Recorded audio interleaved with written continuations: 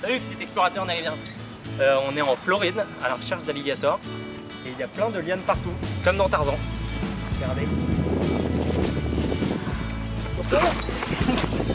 Bonjour petit Nérésien, on est pile à la limite entre la Floride et la Géorgie et on se trouve du coup dans des marais salants et en fait on est là pour rechercher des alligators.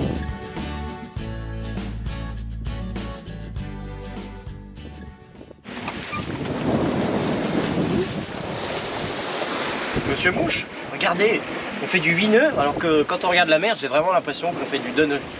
Oui c'est vrai Victor, en fait on a l'impression qu'on va vite, qu'on va pas vite alors qu'en fait on va vite. Incroyable. Vous voulez pas qu'on demande au professeur? Si t'as d'autres questions, tu n'hésites pas. Hein. Professeur? Il est où le professeur? Professeur? Oui Victor. Pardon monsieur Mouche. Ah oui, pardon, allez-y. Qu'est-ce qui se passe? Est-ce que vous pouvez m'expliquer pourquoi là on fait du 6 nœuds, voire 7 nœuds, alors que quand on regarde la mer, j'ai vraiment l'impression qu'on n'avance pas beaucoup? Ah, et bah écoute Victor, là on est le long de la côte américaine, et le long de la côte américaine il y a un courant très connu qui s'appelle le Gulf Stream. Ah, j'en ai déjà entendu parler, oui. Voilà, en fait, l'eau qui vient des Antilles, elle est très chaude, et l'eau qui vient du nord est plus froide, et ça, cette différence de température, ça crée un courant, en fait, c'est comme un grand tapis roulant qui nous entraîne. Du coup, à la surface de l'eau, nous, on va pas très vite, par contre, l'eau, elle bouge avec nous, et donc par rapport au sol, on va vite. Ah, c'est comme si on avançait dans une rivière. Exactement, et du coup le Gulf Stream il va remonter, il va un peu tourner et puis après il va finir en Europe et c'est ça qui fait qu'il fait pas trop froid sur la côte atlantique en Europe. C'est génial ce courant. Voilà, ça c'est hyper important dans la régulation du climat parce que du coup ça va réchauffer certaines parties, ça va en refroidir d'autres, ça va répartir les différences de température et nous on étudie ça à bord avec une sonde qui se retrouve à l'arrière et en fait on mesure pour ça la température et la salinité de l'eau. Et toutes ces données, ensuite, elles nous permettent de savoir comment se comportent les différents courants. Mais celui-là, il est vraiment connu, le Gulf Stream, et grâce à lui, on va pouvoir aller rapidement vers le nord. Super. Et ben merci le Gulf Stream.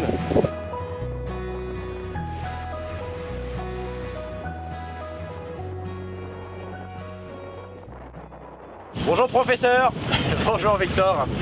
Est-ce que tu veux que je t'apprenne à relier deux ficelles entre elles, deux bouts entre eux? Oui.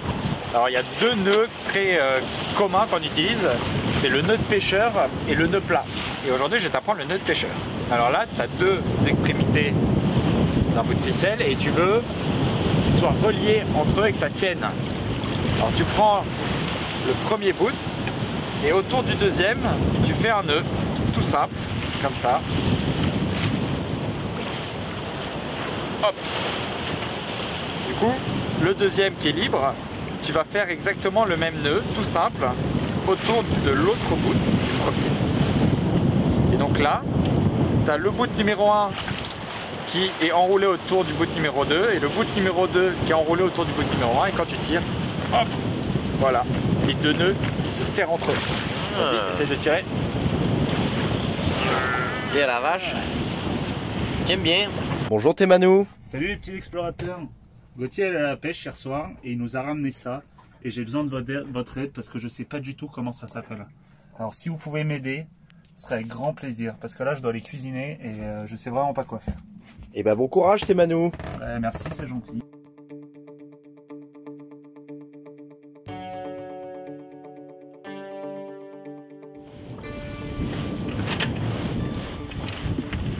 Ça les petits explorateurs naïviens, c'est le drapeau des États-Unis. Donc nous on l'avait hissé parce que à chaque fois qu'on arrive dans un pays, on a ce qu'on appelle un pavillon de courtoisie. C'est-à-dire que le pavillon du pays, on le hisse à un certain endroit par respect pour le pays dans lequel on entre.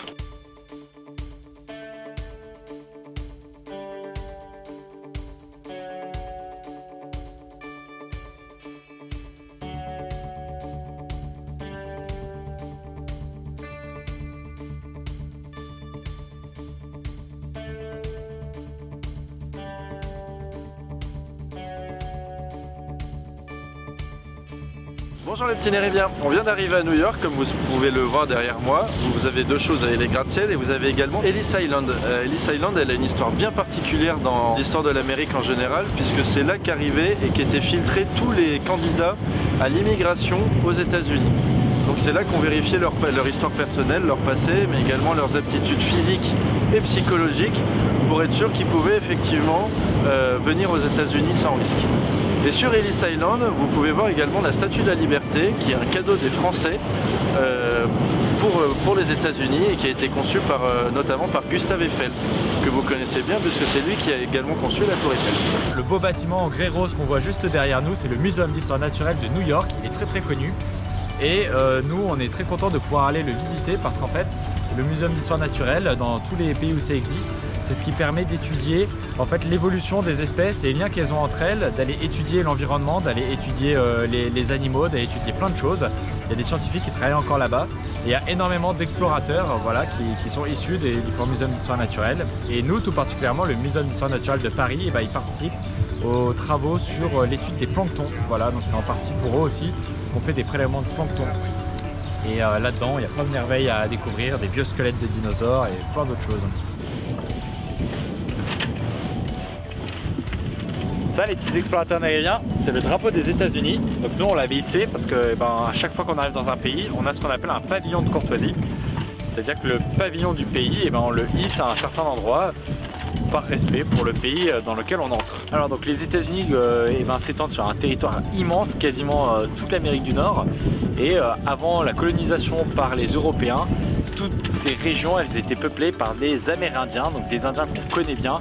Vous êtes tous habitués à cet imaginaire qu'on a des totems, des tipis, de la chasse au bison, des parures avec des plumes d'oiseaux colorées. Et il y avait plein de peuples différents qui vivaient soit dans les plaines, soit dans les montagnes. Donc on connaît par exemple les Iroquois, les Appalaches, les Natchez. Et au XVIe siècle, donc après des siècles et des siècles durant lesquels les Indiens vivaient seuls sur ces territoires, les Européens arrivent et commencent à coloniser ces terres et au départ il y a eu 13 colonies qui ont été fondées par des Anglais. C'est les 13 colonies fondatrices et Thibaut va vous expliquer comment ça s'est passé. Alors les enfants, vous connaissez certainement la Thanksgiving qui est célébrée le 4e jeudi du mois de novembre tous les ans. Elle représente l'histoire qui constitue les États-Unis tels qu'on les connaît aujourd'hui. Et pour comprendre son origine, il faut remonter en 1620, année à laquelle un bateau partit de Plymouth en Angleterre pour le Nouveau Monde, ce qu'on appelait à l'époque le Nouveau Monde, donc les États-Unis d'aujourd'hui.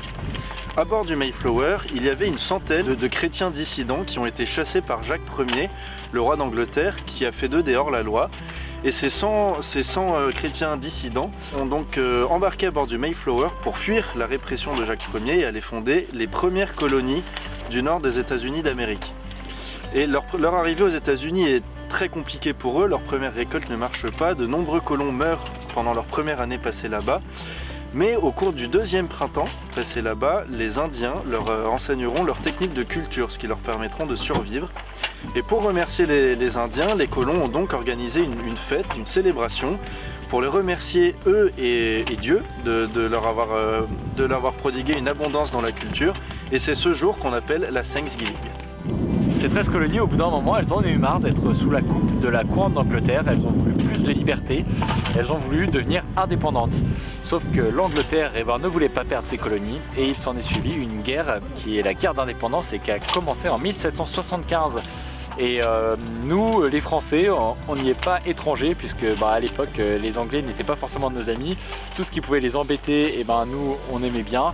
Et donc la France a décidé d'aider ses colons à se libérer de la domination des Anglais. Et il y a un Français qui est très connu là-bas, Lafayette, qui a été envoyé par Louis XIV avec des armes, avec des soldats pour aider les colons anglais, et les soldats français se sont battus là-bas. Puis finalement l'indépendance des États-Unis a été décrétée le 4 juillet 1776 et maintenant c'est la fête nationale de ce jour-là.